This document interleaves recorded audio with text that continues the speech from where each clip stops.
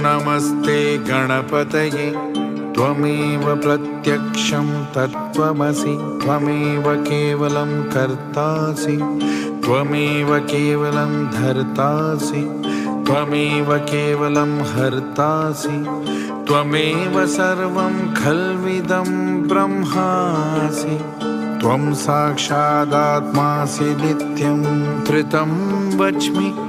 सत्यं वच्मि अवत्वं मा